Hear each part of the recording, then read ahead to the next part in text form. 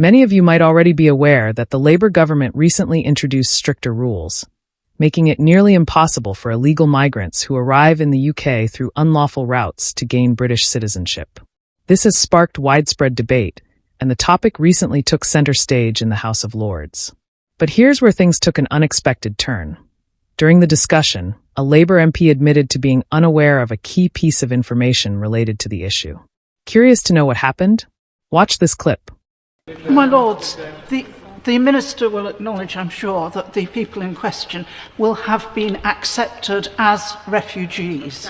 And by definition, over a number of years, most of them will have been seeking to contribute to British society and focusing on integration.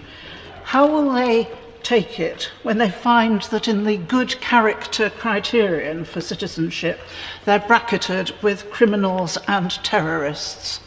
And on a factual point, there must now be a lot of very distressed and anxious would-be citizens. Can he confirm that the guidance is not to apply to people who have arrived here before the 10th of February? Guidance applies to individuals from the 10th of February of this year, and the Noble Lady has mentioned a number of points in relation to what is happening in relation to asylum status. None of the proposals in the guidance that have been issued mean that individuals can't apply for asylum status. None of the proposals mean that the individuals can't have asylum status approved. None of the proposals mean that individuals can't apply for citizenship, but the basic test is that those who entered the UK illegally, there's a presumption that they will not have citizenship approved unless there is specific criteria which they can look at in the guidance to make a case for their particular circumstances. And the design effect of that is to ensure that we reduce the amount of illegal migration and ensure that people enter the United Kingdom or apply for asylum under legal, strict routes and means.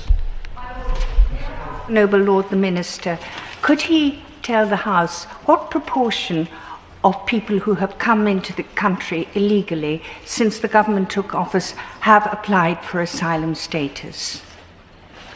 I'm grateful to the Noble Lady. I can't give you those figures. I could give some figures, but not off the top of my head. I will certainly write to the Noble Lady around those points.